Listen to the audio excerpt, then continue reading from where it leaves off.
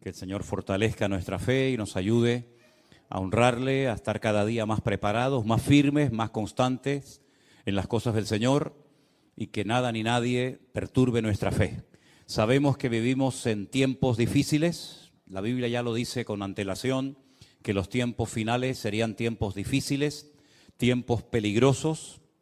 Como dije el domingo en el mensaje, se lo recuerdo, así como aquel gigante llamado Goliat desafiaba constantemente al pueblo de Israel, hoy en día también nos están buscando las cosquillas, Nos están pinchando y presionando por todas partes, pero los gigantes todos cayeron uno detrás de otro, Es simplemente cuestión de tiempo. Yo quiero llevarles nuevamente al pasaje que leíamos el domingo, que era 1 de Samuel, capítulo 17, donde David, enviado por su padre al campamento donde sus hermanos mayores estaban a punto de enfrentarse con los eternos enemigos del pueblo de Israel, como eran los filisteos. Cuando él llega al campamento, se da cuenta de que la atmósfera, el ambiente, pues está bastante cargado. Hay mucho pesimismo, mucha derrota, y cuando él pregunta qué es lo que está sucediendo, le informan de que hay un gigante, un paladín de parte de los enemigos que lleva 40 días amedrentando, asustando al pueblo de Dios, y desde el más grande, el rey Saúl, hasta el más pequeño, nadie se atrevía a dar un paso adelante para solucionar el problema. Bueno, hasta que apareció David. Dice la Biblia que él se ofreció voluntario. A él no tuvieron que presionarlo, a él no tuvieron que decirle, oye, ¿te animas a ir tú contra el filisteo? Sino que él dijo, yo iré. Yo iré, reconozco que este hombre está muy bien armado. De hecho, él describe espada, lanza, jabalina, pero yo no necesito de nada de eso. Yo solamente voy a ir contra él en el nombre de mi Dios. Y en el nombre de mi Dios, yo lo voy a derrotar. Y hace una tremenda declaración, vamos a leerla nuevamente, capítulo 17, verso 45, dice la palabra de Dios así. Entonces David le dijo al filisteo, tú vienes a mí con espada, lanza y jabalina, mas yo vengo a ti en el nombre del Señor de los ejércitos, el Dios de los escuadrones de Israel, a quien tú has provocado. Jehová te entregará hoy en mi mano y yo te venceré, te cortaré la cabeza y daré hoy los cuerpos de los filisteos a las aves del cielo y a las bestias de la tierra, y toda la tierra sabrá que hay Dios en Israel. Y termina diciendo, verso 47, y sabrá toda esta congregación que el Señor no salva con espada ni con lanza, porque del Señor es la batalla y Él os entregará en nuestras manos. Aquí no hay un acto de prepotencia por parte de David, ni muchísimo menos. No hay un deseo de destacar por encima de los demás, de llamar la atención hacia sí mismo, sino más bien todo lo contrario. Lo que él quiere es desviar la atención hacia Dios para que el pueblo de Israel y todos los que estaban por allí y los que iban a oír de este combate supieran que la victoria la había dado el Dios de Israel. No era un pueblo de ateos, pero era un pueblo que no sabía cómo actuar frente a la adversidad. Y hoy en día pasa exactamente lo mismo. Hay gente que lee la Biblia, que se congrega en esta o en cualquier otra iglesia, que lleva años en los caminos del Señor, pero cuando llega un momento puntual a su vida, cuando llega una prueba, un conflicto con la familia, con la economía, con la salud o con lo que sea, pues no saben cómo reaccionar. Y parece ser que este era uno de los grandes problemas que Israel tenía en aquel momento. Sabían ir todos unidos contra un enemigo, pero como los filisteos estaban planteando que solamente uno se enfrentara a Goliat, pues ellos se quedaron paralizados porque no estaban acostumbrados a pelear así. Todos, ¿verdad? Todos los israelitas contra los filisteos contra ellos, a eso sí, en el valle, en la montaña, con espadas, con jabalinas, con flechas, con arcos, con lo que fuera. Pero eso de que uno fuera a pelear contra otro, pues ellos nunca lo habían visto y por eso no sabían cómo reaccionar. Y es que las pruebas que van a venir a nuestras vidas no siempre van a venir igual, pero las pruebas que han venido a nuestra vida y que con la ayuda del Señor hemos logrado superar, nos tienen que preparar y nos tienen que ayudar a reconocer cómo actuar en las pruebas que van a venir sí o sí a nuestra vida, ¿verdad? David presenta su currículum. Tú tienes un currículum en el Señor, sea pequeño, sea grande, sea visible o no. Tú tienes un bagaje, tú tienes una trayectoria con el Señor. Lógicamente unos pueden hablar de más cosas que otros, pero lo que está bien claro es que David en ese momento no podía presumir de ser un soldado en el ejército de Saúl, porque no tenía la edad para hacerlo. Pero él dijo, bueno, yo no soy un soldado, yo no tengo armadura, yo no formo parte de los escuadrones de Israel, pero yo quiero decirles a todos ustedes, porque veo que no lo saben, que para mí pelear contra el gigante filisteo a mí no me resulta complicado, porque yo sí sé lo que es pelear uno contra uno. Yo no sé lo que es ir a la guerra con un montón de soldados que me respalden, pero yo cuando fui a pelear con el león nadie vino a ayudarme y lo vencí. Y yo cuando fui a pelear contra aquel oso que quería despedazar el rebaño de las ovejas de mi padre, yo fui solo. Allí no estaba ni mi padre, ni mis hermanos, ni ningún hermano que me ayudara. Hay conflictos espirituales en la vida que tendremos que unir fuerzas todos para ir contra ese enemigo, contra ese ataque. Pero habrán otro tipo de pruebas o de ataques que vendrán a nuestra vida en los que te vas a tener que enfrentar tú solita. Y tú dices, ¿y ahora qué hago? Bueno, gracias a Dios tenemos el manual. Tenemos la Biblia, la palabra de Dios, a través de la cual podemos descubrir cómo tenemos que reaccionar ante esa situación que no afecta a la iglesia. No es algo que nos está afectando a todos. ¿Se acuerdan cuando, por ejemplo, nos confinaron? Tuvimos que darle vueltas a la cabeza y decir, bueno, vamos a hacer esto, vamos a hacer lo otro, cada uno en su casa, creamos aquel grupo de WhatsApp y era algo que nos, digamos, que nos afectaba a todos. Pero luego hay muchas cosas que son tuyas, particulares, que no me afectan a mí, o las mías no te afectan a ti. Pero también tenemos que estar preparados y saber cómo reaccionar en todo momento. Ahora bien, cuando una persona en el mundo espiritual obtiene una victoria, hay muchas cosas que cambian. Cosas que se pueden ver, otras que no se pueden ver, pero no significa de que no hayan cambiado. Por ejemplo, yo he hecho una pequeña lista, seguramente se me quedan muchas cosas fuera, de algunas cosas que cambiaron el día que David derrotó a Goliat. Por ejemplo, cuando él llega al campamento, una pregunta que él hace es, ¿qué le dará el rey como recompensa al hombre que derrote a Goliat? Y entonces fíjate lo que le dicen. Quiero que lean conmigo en el capítulo 17 de Primera de Samuel, el verso 25, dice así. Cada uno de los de Israel decía, ¿nos habéis visto aquel hombre que ha salido? Él se adelanta para provocar a Israel, pero ahora viene una palabra muy interesante. Al que le venciere, va a ser una recompensa solamente para el que logre vencer al enemigo, al gigante Goliat. El rey le enriquecerá con grandes riquezas. Le dará su hija y eximirá de tributos a la casa de su padre en Israel. Fíjate las tres cosas que obtendría como recompensa el hombre que venciera a Goliat.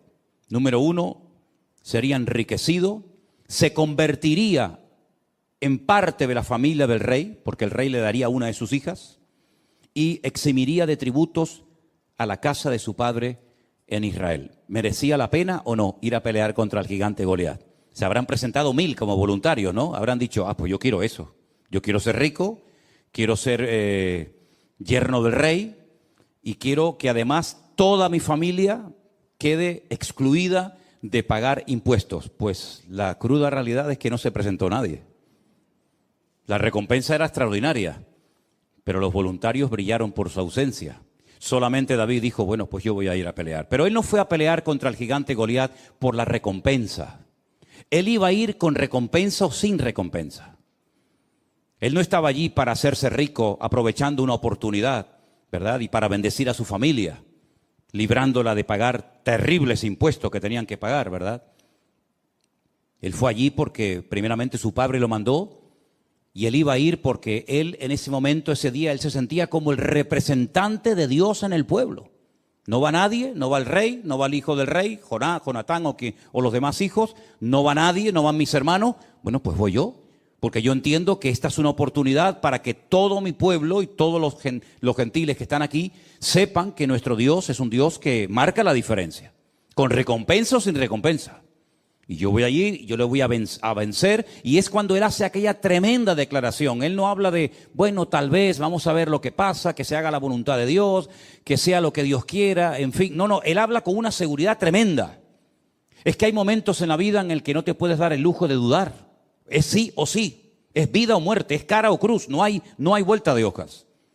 Él no dice, bueno, en algún día tal vez vamos a ver si llevas 40 días molestándonos por la mañana, por la tarde y por la noche, pues vamos a ver si poquito a poco. Es que esa batalla no se iba a ganar poquito a poco. Mira, hay cosas en tu vida y en la mía y en la de todos y cada uno de nosotros que poco a poco las vamos a ir superando. ¿Estamos de acuerdo? Hay gente que me dice, bueno, yo tengo este vicio, o yo tengo esta atadura, o yo tengo esta costumbre. Mira, yo voy a ir poquito a poco. ¿Has conocido gente que habla así? ¿Tú eres de los que hablas así?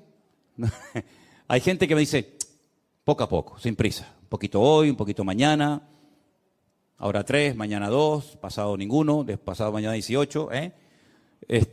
Poquito a poco. Y bueno, si tú te lo quieres montar así, si en vez de ir envenenándote de golpe, te vas envenenando poquito a poco, pues como tú veas, ¿no?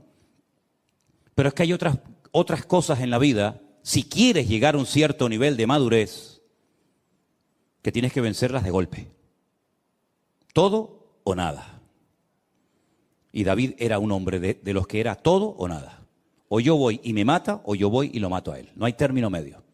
Porque fíjate que además David hace una cosa muy interesante, y es que él primeramente, antes de matar al filisteo, le lanza aquella piedra y la piedra no lo mató. La piedra lo hirió, dice que se le clavó en la frente y claro, el dolor tuvo que ser tremendo.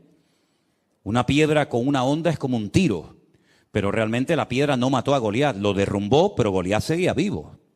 Si se lo llegan a llevar los filisteos a su campamento, lo curan y este hombre a los pocos meses o a las pocas semanas está otra vez igual, allí parado, desfallando al pueblo de Israel. Entonces David dice que salió corriendo y con la misma espada con la que quería Goliat matarlo a él, dice que él le cortó la cabeza. Y entonces sí, ya con la cabeza cortada, ya muerto el perro, se acabó la rabia, ¿verdad? Dice que cogió la cabeza y se la enseñó a la gente, dijo, ya está, se acabó. Es decir, que hay cosas que se pueden superar poco a poco, pero hay cosas que tienes que ser radical, tremendamente radical, porque o las vences tú a esas cosas, o ellas te van a terminar destruyendo y matando tu vida espiritual. Entonces David entendió que era un día clave en la historia del pueblo de Israel. Hay días en nuestras vidas que son claves. Hay días que marcan algo en el mundo espiritual, que se queda como una especie de marca indeleble en el mundo espiritual, que marcan una diferencia. Por ejemplo, el día que Abraham estuvo dispuesto a sacrificar a su hijo, eso quedó ahí marcado para el resto de la historia. El día que Jacob peleó con aquel hombre que dice la Biblia, no te dejaré, no te voy a soltar hasta que no me bendigas, ese día fue un día clave en la vida de Jacob. El día que sale de la cárcel José y le logra interpretar los sueños al faraón y le dice, mira, no solamente va a pasar esto, esto y esto y esto en los próximos 14 años, sino que además tienes que hacer esto. Ese día marcó un antes y un después en su vida y en la vida del pueblo de los egipcios. Así que hay muchos días que se presentarán en nuestra vida, digamos que, bueno, sin pena ni gloria, por así decirlo, pero hay otros días que son claves, ahí tienes que dar la talla, ahí no puedes dudar. Ese día es el día que marca algo importante que te va a cambiar de por vida. De hecho, la vida de David nunca más volvió a ser la misma después de ese día. Ese día, o al poco tiempo de ese día, comenzaron a ocurrir cosas muy interesantes. Vamos a leer algunas. Capítulo 18, verso 1. Aconteció que cuando él hubo acabado de hablar con Saúl, porque después de derrotar al gigante, él habló con Saúl. Claro, el libro de Samuel a veces como que confunde un poco, porque se conocían o no se conocían. Bueno, como no está en orden cronológico, podemos tener diferentes opiniones. Pero lo que está bien claro es que David habló personalmente con el rey Saúl el día que derrotó al gigante Goliat. Y en ese día, en esa conversación, estaba presente un muchacho llamado Jonatán, que era el príncipe de Israel, el futuro heredero, el hijo del rey. Y aconteció que cuando él hubo acabado de hablar con Saúl, el alma de Jonatán quedó ligada con la de David y lo amó Jonatán como a sí mismo. Claro, los mal pensados, los de mente corrupta y los perversos, siempre le quieren dar una interpretación incorrecta al texto. Pero allí se fraguó y nació una amistad preciosa entre Jonatán y David, entre David y Jonatán, una amistad limpia, una amistad pura, una amistad verdadera. Y como él llegó a escribir tiempo más tarde, es mejor un amigo que a veces un hermano, ¿verdad? Entonces, eso es algo que ocurrió ese día. Ahí empezó una amistad, una relación entre amigos preciosa. Segunda cosa que ocurre, vamos a leer a partir del versículo 6, si os parece. Aconteció que cuando ellos volvían, cuando David volvió de matar al filisteo, salieron las mujeres de todas las ciudades de Israel cantando y danzando para recibir al rey Saúl, con panderos, con cánticos de alegría y con instrumentos de música. Y cantaban las mujeres que danzaban y decían: Saúl hirió a sus 1000 y David a sus 10,000. No le gustó la letra al caballero. La letra no le hizo mucha gracia. Porque dice que Saúl se enojó en gran manera y le desagradó este dicho. Y dijo: a David dieron 10,000 y a mí 1000. No le falta más que el reino. Se picó. El caballero se picó. Y desde aquel día Saúl no miró con buenos ojos a David. ¿Qué te parece? Desde aquel día las cosas cambiaron. Hemos obtenido una victoria tremenda, pero a partir de ese día Saúl se la sentenció al rey David.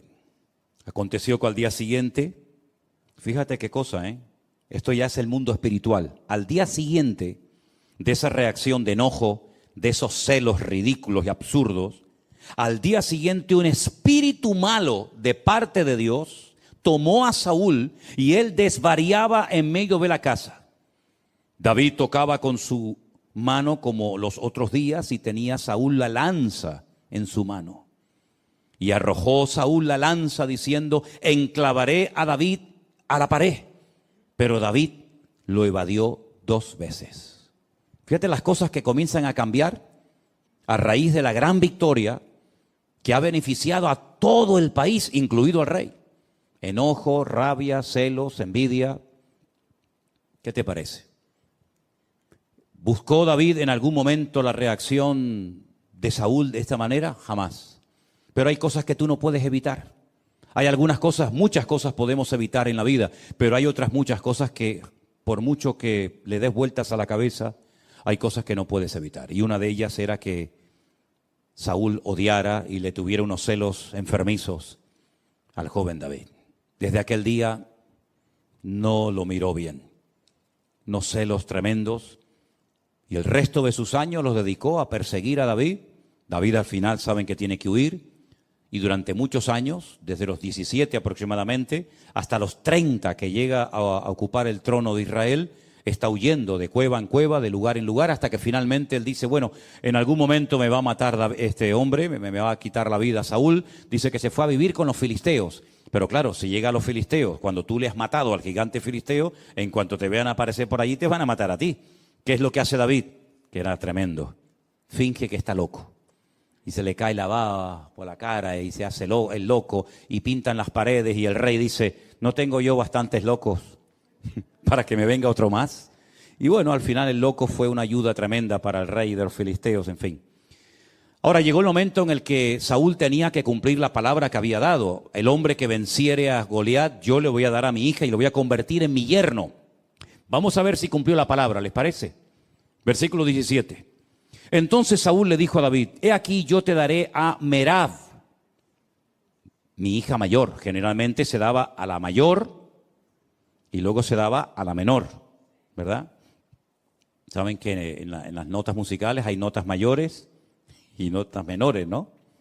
Pues le iba a dar la mayor y al final le dio la menor. Con tal de que seas hombre valiente y pelees las batallas del Señor.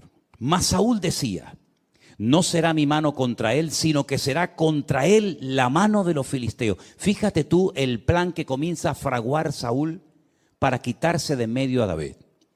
Pero David le respondió a Saúl: ¿quién soy yo o qué es mi vida o la familia de mi padre en Israel para que yo sea yerno del rey? Oye, ese privilegio de ser yerno del rey no lo tiene todo el mundo, ¿verdad? ¿O eres de sangre azul? Ninguno aquí es de sangre azul, ¿no? ¿O no tienes ninguna posibilidad de llegar a ser familia del rey? Llegado el tiempo en el que Merab, la hija de Saúl, se había de dar a David, fue dada por mujer a Adriel. Ah, mira dónde sale este. Mira dónde sale Adriel. El meolatita. Estudien la historia de este Adriel, por cierto, muy interesante. No tengo tiempo ahora para entrar en eso, pero fíjense por dónde. Pero Mical, la otra hija de Saúl, amaba a David. Y fue dicho a Saúl y le pareció bien a sus ojos. Y Saúl dijo: yo se la daré para que le sea por lazo y para que la mano de los filisteos sea contra él. ¿Me dejan que les diga una cosa? No se sorprendan. Creo que nunca he dicho esto, pero hoy se lo comentaba a Elena y digo: oye, vamos a dejarnos de tener pena y compasión de Saúl. Saúl era malo, Saúl era malo, Yo durante años me daba pena, ¿no? Me daba esa cosita, por esa tristeza por Saúl. Decía: pobre hombre, fíjate tú y tal. Pero es que Saúl era malo. Saúl era malo. ¿Y una persona mala en qué piensa? En cosas malas. Dice la Biblia en Romanos 8, los que son de la carne, ¿en qué piensan? En las cosas de la carne. Y los que son del espíritu, ¿en qué piensan? En las cosas del espíritu. La cabra, ¿dónde tira? Al monte. Así de claro. Saúl era malo, pero sabía fingir y sabía aparentar. Yo te voy a dar a mi hija. Ese privilegio no lo tiene nadie en Israel. Se ve que las dos hijas, la mayor Merab y la menor Mical, en ese momento eran solteras. Y claro, oye, es un detallazo por parte del rey permitirle casarse con una de sus hijas. Entonces él va a quedar bien ante la gente, pero es que en el fondo esa no es la intención de Saúl. La intención es que los mismos filisteos acaben con la vida de David. Y mira lo que él intenta hacer. Saúl le dijo: yo se la daré para que sea lazo, para que la mano de los filisteos sea contra él. Dijo pues Saúl a David por segunda vez: tú serás mi yerno hoy. Mandó Saúl a sus siervos: hablad en secreto a David, diciéndole: he aquí el rey te ama y todos tus siervos te quieren bien. Sé pues yerno del rey. ¿Verdad? Siempre el rey rodeándose de pelotas, siempre rodeándose de gente que le reía las gracias al rey, como hay muchos hoy en día que se juntan con gente que a todo le dicen que sí, ¿verdad? Los criados de Saúl hablaron estas palabras a oídos de David, y David dijo: ¿os parece a vosotros que es poco ser yerno del rey, siendo yo un hombre pobre y de ninguna estima? Des en cuenta, por ejemplo, que David no era una persona pudiente económicamente hablando. David era un simple pastor de ovejas, que encima no eran ni de él, eran de su padre. Era el menor de la familia, no tenía ninguna posibilidad de una buena herencia el día de mañana. Incluso hay comentaristas por ahí que opinan que David fue, concebido fuera del verdadero matrimonio, ¿no? Bueno, sea como sea, el tema es que David jamás se le hubiera pasado por la imaginación llegar a estar emparentado con el rey de Israel, el hombre más importante del país. Y él lo tiene claro, él dice: yo no tengo ninguna posibilidad de llegar a ser el yerno del rey. Pero fíjate qué interesante. Los criados de Saúl le dijeron esta respuesta, le dieron estas palabras, y Saúl dijo: decidle así a David: el rey no desea la dote. La dote era algo muy importante, ¿sabes? Mi hija, para que sea tu hija, me tienes que dar 20 camellos, 30 ovejas, etcétera, etcétera. A mí Matías no me dio nada, por cierto, pero bueno, aún estamos a tiempo. Bueno, me dio un nieto. Ya con eso le perdono. El rey no desea dote, sino, escucha bien, espero que lo entiendas, 100 prepucios de filisteos, que es lo que se le quita al hombre cuando se le circuncida. Quiero 100 de filisteos, para que sea tomada venganza de los enemigos del rey. Pero es que esa no es la verdad. Detrás de esta petición de 100 prepucios, fíjate tú qué cosa pide este hombre. Saúl lo que quería hacer es que David cayera en manos de los filisteos, porque sobra el decir, no me hagan que dé demasiadas explicaciones, pero sobra el decir que para llevarle en una bolsa siempre pucio de filisteos al rey Saúl, primeramente habrá que matarlos. Y después una vez matarlos o dejarlos medio heridos, ¿no? Me tengo que enfrentar a 100 para poder llevárselos al rey Saúl. Porque en el fondo, alguno de ellos lo va a terminar matando. Esto no es como las películas americanas que saben que sale el héroe corriendo por un campo abierto, le disparan 5.000, ni uno le da. Pero él dispara y con una bala mata a 10 de golpe, ¿no? Alguno de los 100 lo va a mutilar o lo va a matar. Y eso es lo que en el fondo Saúl quería. Pero miren cómo era David. Cuando sus siervos declararon a David estas palabras, le pareció bien la cosa. Es que le pareció bien la cosa, increíble. A mí me dicen eso y dice, vete tú a cortarlo, vete tú a cogerlo. Le pareció bien, dice, a los ojos de David, para ser yerno del rey. Y antes que el plazo se cumpliese, David se levantó, se fue con su gente y mató a 200. ¿Cuánto pedía el rey Saúl? 100. Este mata a 200. Los mató, ¿eh? Mató a 200 filisteos y trajo los prepucios de ellos y los entregó todos al rey, a fin de hacerse yerno del rey. Y Saúl le dio a su hija Mical por mujer. Si yo te doy más de lo que tú me pides, 100, toma 200, y ahora me tienes que dar a tu hija mayor. No, le da la menor, le da a Mical. Pero Saúl, viendo y considerando que el Señor estaba con David y que su hija Mical lo amaba, tuvo más temor de David y fue Saúl enemigo de David. ¿Cuánto tiempo? Todos los días. Todos los días de la vida que duró, odiaba y no podía ver en pintura a David. ¿Qué te parece? El ungido, este era el ungido. Imagínate los que no eran ungidos, ¿no? Este era el ungido de Jehová. Este era el que tenía que ser un ejemplo a la grey. Este era el que tenía que ser agradecido porque por fin había aparecido un desconocido y había arreglado el problema nacional de deshacerse del cuerpo, de la vida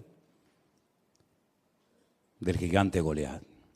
Y mira cómo le paga, tratando de matarlo, tratando de desacreditarlo, persiguiéndolo de noche y de día por todas partes, con unos celos que en vez de cortarlos, los fue alimentando día a día.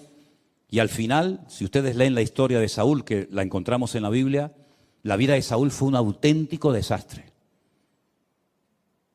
Mató a sacerdotes, le echó la culpa al pueblo de muchos actos de desobediencia que hizo a lo largo de su vida. Se fue a consultar con una adivina en un pueblo llamado Endor, en el norte de Israel. Al final termina suicidándose, tirándose sobre una espada y quitándose la vida. Dejó al país en la ruina. Económicamente el país lo dejó en la bancarrota más absoluta. Los filisteos incluso se atrevieron a robar y llevarse a su terreno el arca de la alianza, que ya saben lo que era el arca de la alianza, ¿verdad? En aquellos tiempos. Es un auténtico desastre. Y no me digan a mí que Saúl no tuvo ayuda y buenos consejeros, como por ejemplo el profeta Samuel, que le decía lo que tenía que hacer, lo que no tenía que hacer. Espérate, no hagas esto, no te precipites, no corras, espera. Sin embargo, echó por la borda su vida. Así que cambios, pues mira, en lo espiritual todos los que quieras y más. Se convierte en yerno del rey, empieza una hermosa amistad con su hijo, con Jonatán, con el príncipe de Israel.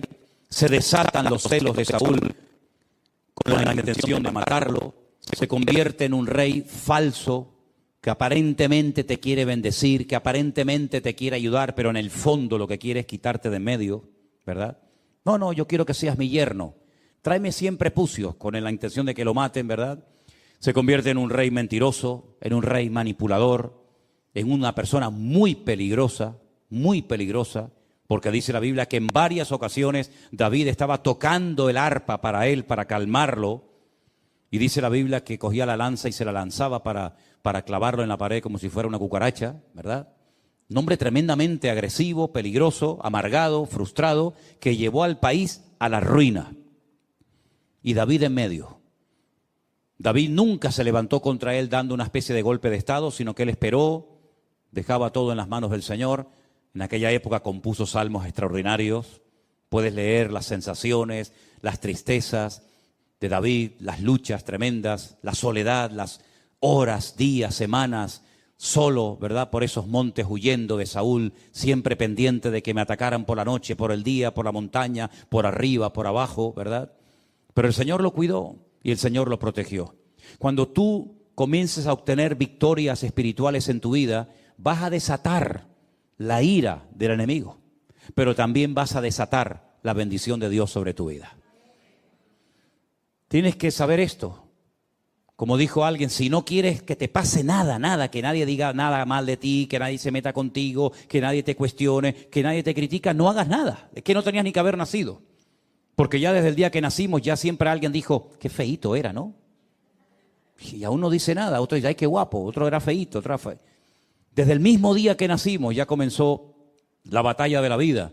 Pero es que además nosotros no solamente estamos en el mundo natural, como todos los seres humanos, sino que nos hemos pasado de bando. En el mundo espiritual hay dos bandos, el del diablo, Satanás, las tinieblas, y el bando de luz, del Señor, ¿verdad? De la bendición de Dios. Y hemos pasado, como dijo el Señor, de muerte a vida. Claro, el otro no está contento con ese cambio, porque sabe que ahora tienes tú una victoria que ya le gustaría a él tener. Ahora tú tienes una influencia, una capacidad en el mundo espiritual que él no va a tener jamás en la vida. Y eso va a despertar envidia, eso va a despertar celos, eso va a despertar pues tantas y tantas cosas. ¿Y dónde va a venir la guerra? Pues desde adentro.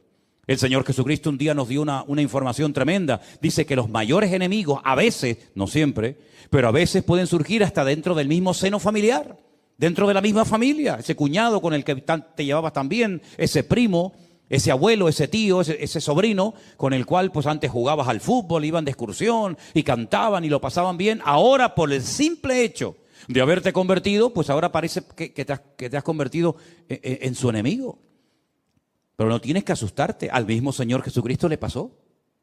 Sus propios hermanos, que los tuvo, le decían al Señor, Señor, ¿por qué no vas a otros lugares para que te oigan y te conozcan y sepan de tus enseñanzas? Pero no lo decían porque tuvieran una sana intención de que la gente escuchara el Evangelio, sino para quitárselo de encima, porque se avergonzaban de él.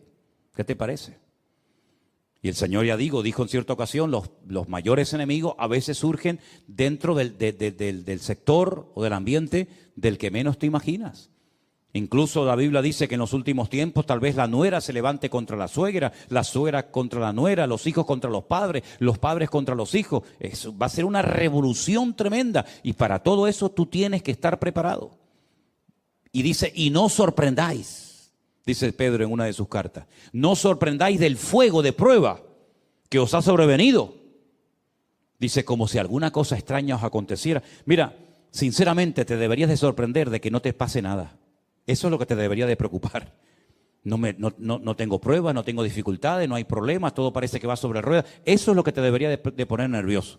Pero pasar por pruebas, por luchas, por dificultades, pues eso es lo lógico, eso es lo normal. Eso es lo que necesitamos para mantenernos humildes y dependientes del Señor, y que no nos creamos que ya no necesitamos de nada ni de nadie. Por eso Pedro dice, no os sorprendáis, hermanos, del fuego de prueba que os ha sobrevenido, como si alguna cosa extraña os aconteciese, sino tener en cuenta que las mismas pruebas que tú estás pasando, o mayores, las están pasando nuestros hermanos en otras partes del mundo. Por lo tanto, no es cuestión de una ridícula resignación y decir, bueno, a mí me tocó esto y aquí. No, sino, oye, levántate, pelea, lucha, pelea la buena batalla, dice la Biblia. Pablo dice, pelea, esfuérzate, echa mano de la vida eterna. Él habla de una armadura, él habla de casco, él habla de espada, habla de yelmo. Es decir, él está empleando incluso hasta términos militares, porque la guerra espiritual es real y tú tienes que saberla. Y no derrumbarte, no venirte abajo y decir, bueno, ¿qué me está pasando? No sé, yo estoy leyendo la Biblia, estoy orando, estoy haciendo las cosas bien. ¿Por qué me pasa eso? Pues precisamente por eso. Precisamente por eso, porque está sacudiendo el avispero. ¿Quieres coger miel? Claro, es muy fácil ir a un supermercado, a una tienda y coger de la estantería un bote de miel. Claro, a ti no te ha costado nada, pero vete a buscarla. Vete a buscar miel. Hay países donde hay gente que son recolectores de miel y tienen que descolgarse con unas cuerdas tremendas y untarse el cuerpo con barro y llevar antorchas y humo, porque tú te vas a meter en el avispero y le quieres robar a la abeja la miel. Tú date cuenta que una cuchara, una simple cuchara de miel, tarda toda una vida, una abeja. Por poco me sale oveja. Una abeja tarda toda una vida para hacer una cucharada de miel y tú se la vas a quitar. Y dices, de aquí, de eso nada. Y vas a matar a la reina y te vas a meter en el panal. Y salen picados por todas partes. Y hay gente que incluso ha muerto porque son alérgicos, ¿verdad?, a las picaduras de las abejas. Y si tú quieres obtener grandes victorias en tu vida, pues vas a ser picado y vas a ser atacado por todas partes. Pero dice la Biblia, mayor es el que está en ti que el que viene contra ti. ¿Cuántos dicen amén? Así que David supo perfectamente que su vida nunca más iba a volver a ser la misma. Al poco tiempo, por la mala cabeza, por la mala actitud, por los pecados, por la constante actitud de desobediencia de Saúl, Dios dijo, basta. Y esto sí que es terrible. Para mí, esto es lo peor que le puede pasar a un ser humano en la vida cuando Dios dice, basta. Y lo ha hecho en varias ocasiones, ¿eh? Lo hizo con Faraón. Lo dijo, ¿no quieres dar tu brazo a torcer y reconocer que todos estos milagros, prodigios, maravillas, estas plagas tremendas son producto de mi intervención? ¿No quieres? Pues ahora yo me voy a encargar de endurecerte el corazón. ¿Quieres ser duro? Yo te lo voy a endurecer como el pedernal. Y no te voy a dar oportunidad ni para que te arrepientas. Fue tremendo. Cuando Dios llega a esos extremos, imagínate. Pues con Saúl llegó exactamente igual. Dijo, Samuel, no ores más por él. Pero no ores más por él. Lo he desechado. Y Dios no dice, bueno, no, te he desechado. Basta, se acabó. ¿Y ahora qué hacemos? Tienes que ir a Belén, a la casa de un tal Isaí. Convoca a sus hijos y yo te voy a decir lo que vamos a hacer. Vamos a escoger a otro rey fiel conforme a mi corazón. Todos conocemos la historia, ¿sí o no? Llega a Belén, llega a la casa de Isaí, allí están sus hijos. Él se va a acercar al mayor, que era lo lógico, ¿no? Ungir al mayor, al primogénito, y el Señor le dice, ese no es. Bueno, pues será el siguiente, ese tampoco. Y el otro tampoco. Y al final Samuel está desconcertado, él es profeta, varón de Dios, pero en ese momento como que no tiene mucha luz, que digamos, y le dice al padre, oye, una pregunta, ¿tú tienes a otro hijo? Porque yo he traído aquí el cuerno del aceite especial para derramarlo sobre la cabeza de uno de tus hijos. Tú me has dicho que has llamado a todos tus hijos y a mí el Señor no me da paz con ninguno de ellos. Aquí pasa algo. Y le dice, bueno, es que tenemos a otro. ¿Cómo que tienes a otro? ¿Y por qué no lo has llamado? ¿Qué cosa, no? Ni su propio padre lo llamó. Cuando le dijo Samuel, llama a todos tus hijos. Y a David no lo llamó. ¿Qué te parece? Dile que venga. Porque no nos vamos a sentar a la mesa ni a comer hasta que David venga. Y dice la Biblia que nada más entrar, claro, imagínate las pintas con las que vendría. Un montón de días, semanas en el monte, con un olor terrible, los pelos así como los que tiene ahora mismo un hermano por ahí arriba. Y claro, tú imagínate aquello, decir, ¿y este quién es? ¿Este quién es? ¿De dónde ha salido esto? Si no, este es mi hijo David. Dice, este es David. Y el Señor dice, úngelo, porque ese es el rey, el futuro rey de Israel. Es impresionante, hermanos, cómo Dios rompió todos los patrones, todas las normas de la época para ungir al que nadie, ni siquiera su propio padre, contaba con él. Y a partir de ese día dice que Dios cambió su corazón, mudó su corazón, y el Señor comenzó a bendecirlo y a prepararlo y a ungirlo. Pero claro, si quieres ser rey, lo primero que tienes que hacer es conocer tu país. Y lo vas a conocer, ya verás que lo vas a conocer, pero bien que lo vas a conocer. Vas a conocer hasta dónde se ocultan las ratas. Vas a conocer el país, pero palmo a palmo. Ese sí que fue un Rambo verdadero, ¿eh? Y comenzó desde prácticamente a los pocos días, ya digo, 17, 18 años como mucho, hasta los 30 años, huyendo de un lugar a otro, con un calor que hacen esos lugares donde él se escondía. Fuimos un día a la cueva de Engedi. Es una cueva que está en el oasis de Engedi, en el desierto, y llegamos allá arriba y nos dijeron, en esa cueva se escondió Saúl, y allí dentro estaba el rey David, que podía haberlo matado y no lo hizo. Es decir, una vida de una preparación tremenda. Pero el Señor dice, ese es al que yo he escogido. Ese es al que yo he escogido. Y saben, queridos hermanos, Dios no se equivocó con David. David no era perfecto, no hay ningún ser humano perfecto, ni David, ni Abraham, ni Moisés, ni ninguno, pero ese era un hombre con el cual se podía contar, porque tenía una buena característica. Tal vez otros dirán, sí, pero es que en esto, bueno, tenía una característica extraordinaria, que es lo que marca la diferencia entre un creyente y otro, es la verdad, y es que era un hombre obediente. Dios le decía una cosa y él hacía. Fíjate cuando el rey Saúl, fíjate que aún no era rey, y Saúl le dice, tráeme 100 prepucios de filisteos. Él no era tonto. Él sabía que podía perder la vida peleando contra 100 filisteos. Y no le trae 100, le trae el doble, le trae 200. Pero es que era así, era tremendamente radical. Siempre iba más allá de lo que se le pedía. El padre le dijo, pero esto lo tenía ya era su naturaleza, era parte de su esencia, de su personalidad. 100 prepucios, no, 200. Le dice el padre, vete a cuidar las ovejas. Y claro, viene un león y podía haber salido, papá, mira, perdona, pero viene un león, yo salí corriendo. No, mi padre me ha dicho que cuide las ovejas y yo voy a cuidarlas, aunque tenga que pelear contra un león. Nosotros lo hubiéramos hecho, hermano. Tú lo hubieras hecho, Luis. Tú lo hubieras hecho. Ustedes lo hubieran hecho. Si a veces entra una cucaracha a la casa. Una cucaracha. No estoy hablando de cocodrilos ni dragones. Una cucaracha. Y parece que ha entrado Belcebú.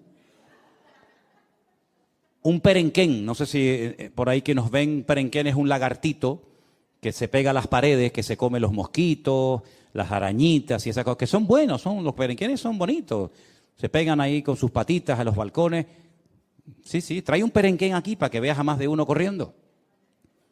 Pero es que ahora le viene un león y podía haber dicho, hombre, yo una cosa es cuidar las ovejas de mi padre y otra cosa es enfrentarme con un león. Estamos hablando de cosas muy diferentes. Pues él se queda.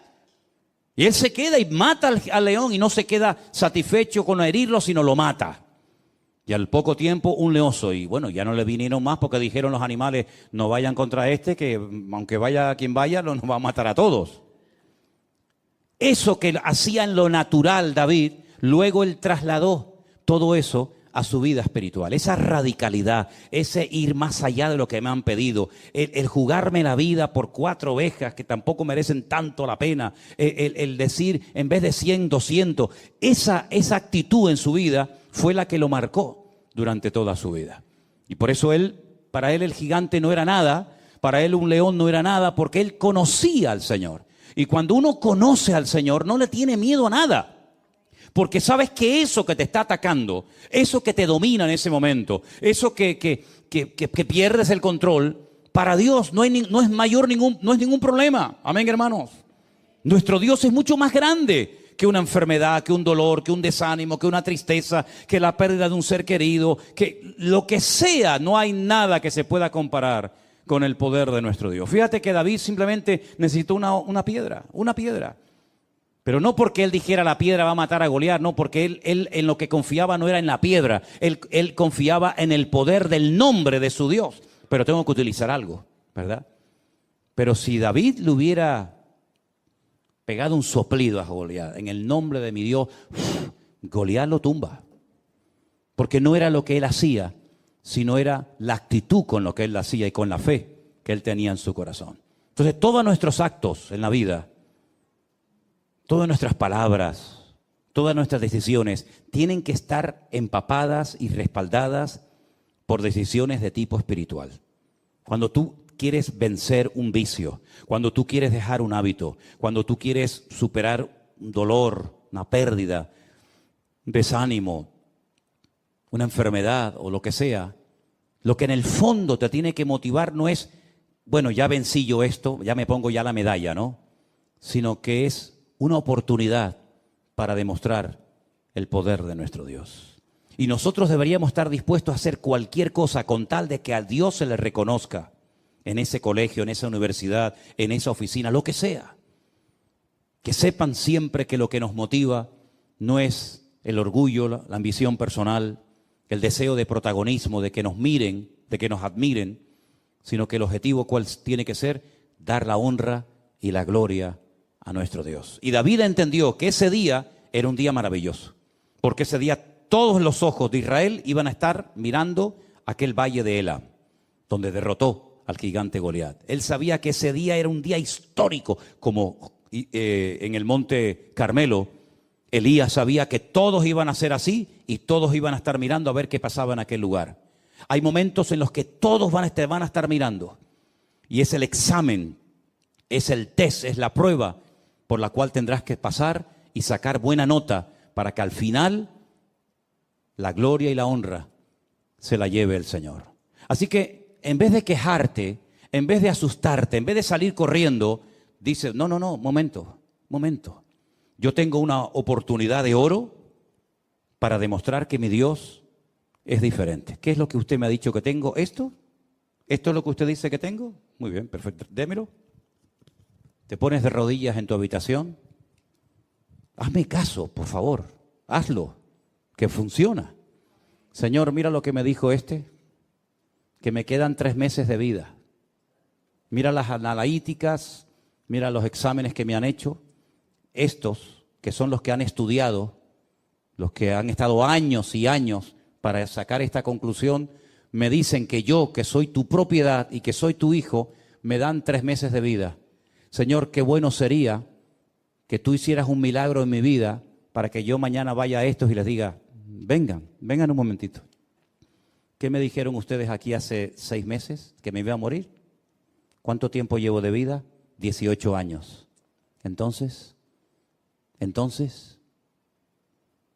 en otras palabras, utiliza tus circunstancias presentes para demostrarles que el poder de tu Dios es más grande que todo lo que te hagan o todo lo que te digan. Y otra cosa, y si por lo que sea tú decides que lo que dijeron estos señores se cumpla, pues muchísimas gracias porque dentro de 3 meses estaré con mi Señor.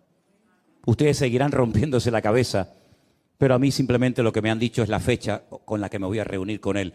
Pero si pudiéramos de alguna manera utilizar estas circunstancias aparentemente duras, difíciles o amargas para demostrarle a estos que dicen que todo esto es mentira, que Dios no existe, que el hombre viene del mono, etcétera, etcétera. Si pudieras, Señor, utilizar estas circunstancias para demostrarle a esta gente tu poder, por mí encantado de la vida, Señor. Como yo le dije aquí en este cuarto, en esta habitación que está aquí atrás, el día 14 de marzo del 2020, cuando salió en la televisión el presidente de este país y dijo, se decreta el estado de alarma o de emergencia, como sea, nadie puede salir. Yo me puse ahí de rodillas y mi Dios lo sabe y le dije, Señor, ahora tienes una oportunidad impresionante, maravillosa, para demostrar que esta obra es tuya, Señor. Aquí no va a venir gente, yo no sé durante cuánto tiempo, un domingo, 2, 3, 4, 5, nadie lo sabía. Yo pensaba, bueno, 2, 3 domingos, nada. Cerramos el rastro, aquí no podía venir nadie y el Señor comenzó a sorprendernos con auténticos milagros hasta el día de hoy. Hasta el día de hoy. Algunos me decían, bueno, cuando termine la pandemia ya verás que todo, digo, que no. Porque Dios dijo ahora. Y hasta que venga el Señor, la bendición no va a menguar. El aceite no va a menguar. Juntamos latas vacías, que somos nosotros, y le dijimos, Señor, ahora, cuando no hay recursos, llénalas de aceite, y el aceite no ha menguado hasta el día de hoy. Porque ese es nuestro Dios. Cuando otras iglesias de miles y miles de miembros, y sé lo que digo,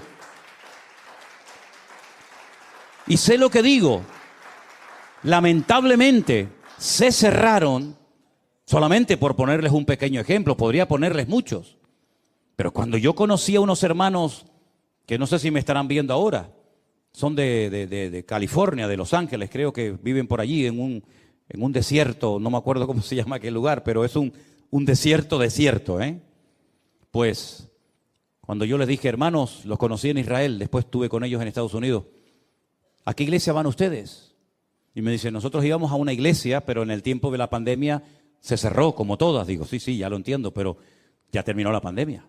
¿Y ahora qué? Dice, no, el pastor nos juntó, no se transmitió, no se hizo nada durante el tiempo de confinamiento y el pastor nos juntó y nos dijo que se iba a cerrar la iglesia. Que cada uno se buscara la vida, unos se reunían en casas, otros se fueron a otra iglesia, otros no se fueron a ninguna parte, lamentablemente. Cerramos la iglesia, dijo el pastor. Y yo le dije, perdone que le haga esta pregunta, no la suelo hacer sinceramente porque no es algo que me quita el sueño ni me preocupa, pero en este caso sí me atrevo a preguntarle, ¿y cuántos erais en la iglesia? ¿Cuánta gente se congregaba en aquel momento? Y si éramos 2.000 miembros. Digo, 2.000 miembros. 2.000. Y cerró la iglesia. Digo, ¿y por qué? Dice, porque no había recursos para pagar la luz, el agua, los teléfonos, el alquiler. Digo, con 2.000 personas. Y nosotros que éramos 4 gatos y un perro herido. 2.000 personas y cierran la iglesia.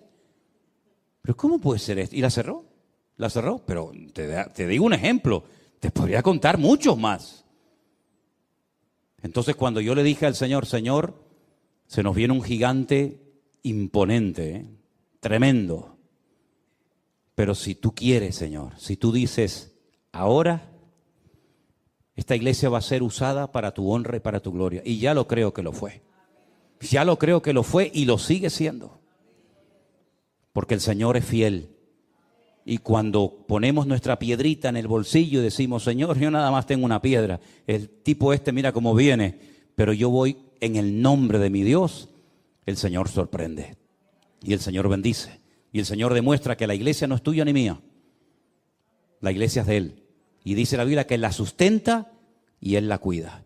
Por eso yo creo, y termino, y cuando digo termino, que Dios está buscando gente valiente. Así de claro. Dios está buscando gente valiente que se la juegue por Él en lo económico, que se la juegue por Él en lo que haga falta.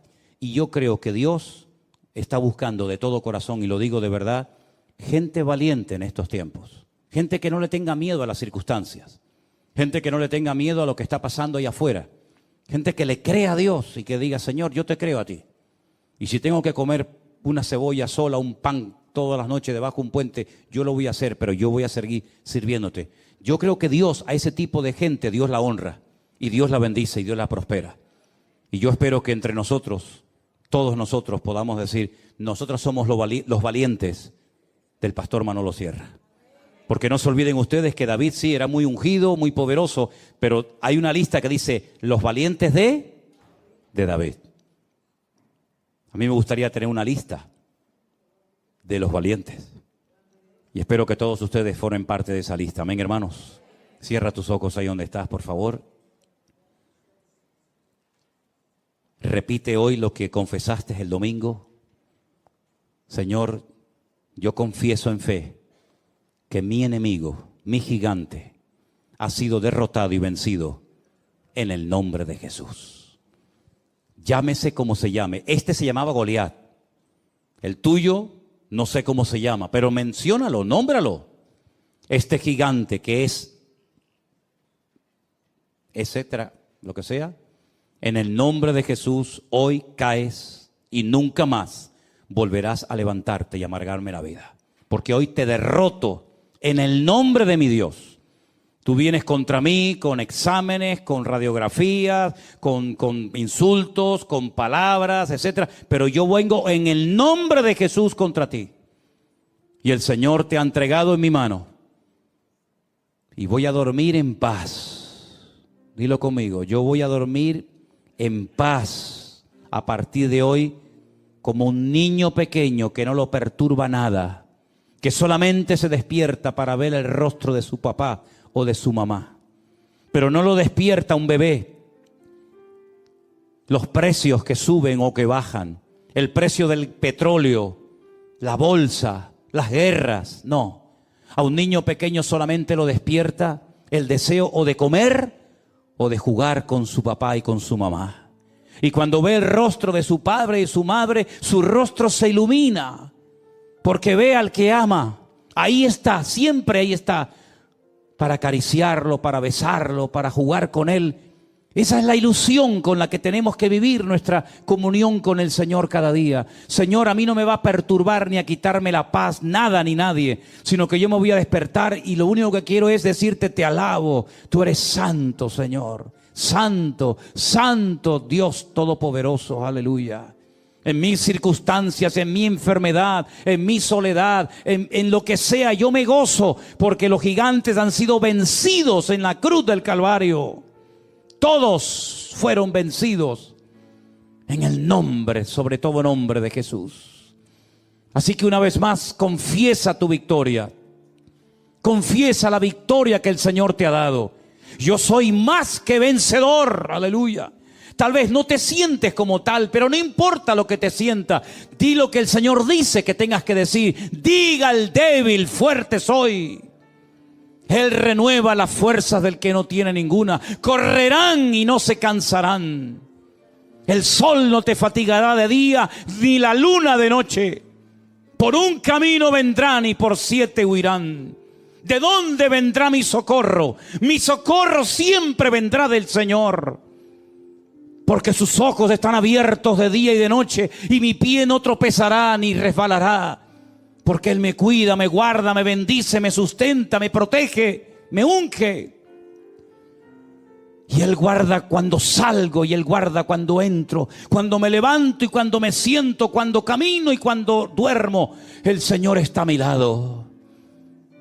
Caerán por un lado, caerán por otro lado, pero yo estoy firme, parado en la roca eterna que es Jesucristo. Aleluya. Yo estoy parado en esa roca y vendrán vientos, vendrán tempestades, vendrá lo que venga, lo que sea, pero mi casa permanecerá porque yo he puesto mi fe y mi confianza en el eterno Dios, aleluya, al cual le doy la honra y la gloria en este momento, mi Dios. Y cuando el enemigo ve a un pueblo unido, un pueblo que tiene las ideas claras, que pone su confianza en Dios y en su palabra, teme y sale corriendo, porque sabe que contra ese pueblo, contra esa casa, no puede hacer absolutamente. No dejen de alabar a Dios en medio de las circunstancias. No dejes de gozarte y de alegrarte en medio del dolor, en medio de la lágrima, no importa, porque esa es la mejor agua para regar la bendición de Dios. Señor, en el nombre de Jesús anhelamos tu bendición, como tu siervo Jacob la anhelaba y la quería. Nosotros te pedimos, bendícenos en esta noche. Bendícenos, Señor. Bendice mi familia, bendice mi cuerpo, mi mente, bendice mi vida, bendice mi economía, bendice todo lo que tengo y todo lo que soy. Que por todos los poros de mi piel salga bendición de Dios. Y a esos que critican, a esos que murmuran, a esos que ponen obstáculos, Señor, nos reímos porque tu palabra dice que tú llenarías nuestra boca de risa y dirían entre las naciones, grandes cosas ha hecho el Señor en estos. Y yo te pido, Señor, que esa promesa que tú nos diste la veamos cumplida cada día, que sigan diciendo entre las naciones de la tierra, grandes cosas ha hecho el Señor en ellos. Llena nuestra boca de risa y nuestra lengua de alabanza. Bendito seas, oh Dios, santo, santo, sublime Dios eterno. Levanta tus manos al cielo, ponte de pie y dile, Señor, gracias. Cuando ese gigante cayó a tierra tuvo que ser algo tremendo. Como tuvieron que quedar los filisteos asombrados, porque aquel jovencito, sin espada, sin jabalina, lo derrotó en el nombre de su Dios. Los filisteos ya no existen, mis hermanos. Desaparecieron de la historia. Ya no hay filisteos, ya no hay gigantes. Pero sí hay un pueblo que se llama Israel, que es un testimonio viviente al mundo entero de que Dios es un Dios todopoderoso. Todo lo que se levantaron contra el pueblo de Dios han desaparecido de la historia. Egipcios, babilónicos, medos persas, griegos, romanos, filisteos, amorreos, jebuseos, hititas. Todos los enemigos que se han levantado contra el pueblo de Dios han desaparecido, aunque decían que no iban a morir y a desaparecer nunca. Los que permanecen son aquellos que tienen su mirada y su confianza en Jehová su Dios. Aleluya. Porque aunque un ejército acampara contra nosotros, no temerá nuestro corazón. Porque tú eres mi luz y mi salvación. ¿De quién temeré? ¿De quién temeré, Señor? Aleluya. Amén. Oramos para despedirnos entonces. Señor, te damos gracias por este hermoso tiempo que hemos tenido en este lugar, Señor. Honramos tu nombre y te bendecimos, Señor, y te exaltamos. Y nos acercamos a ti una vez más como hijos tuyos, Señor. nos acercamos como huérfanos de Padre, porque tú eres nuestro Padre, porque en ti nos refugiamos, porque tú eres nuestro socorro, porque tú eres nuestro pronto auxilio en las tribulaciones. Señor, adoramos tu nombre y sabemos que tú nos rodeas, Señor, porque tu palabra dice que los que confían en ti son como el monte de Sión, que no se mueve, sino que permanece para siempre. Señor, adoramos tu nombre, te bendecimos. Recibe la gloria, recibe la gloria, recibe, Dios mío. Recibe la adoración de tu pueblo, Señor. Y nos despedimos de este lugar, Señor, pero no de tu presencia, no de tu santa y divina presencia, porque creemos lo que tú nos dices: estaré con ustedes todos los días hasta el fin del mundo. Señor, gracias por tu compañía, gracias por tu cuidado, gracias, Señor, por ser nuestro Padre. Gracias, Dios mío. Adoramos tu nombre y te bendecimos. Y bendícenos, Señor, al regresar a nuestros hogares. Guárdanos, líbranos una vez más, Dios mío, y que tus ángeles acampen alrededor nuestro también. Señor, en el nombre de Jesús de Nazaret, gracias por tu santa presencia. Gracias por enviar tu Espíritu Santo a vivir adentro nuestro. Señor, gracias, Dios mío, en el nombre de Jesús. Gracias por tu palabra, Señor. Y creemos a tu palabra. No solo la oímos, sino que también la creemos, Dios mío. Porque te creemos a ti, Señor, el único Dios verdadero. En el nombre de Jesús, despídenos en paz, Señor, y que tu presencia se quede con nosotros siempre. En el nombre de Jesús. Amén y amén. Que Dios les continúe bendiciendo, hermanos.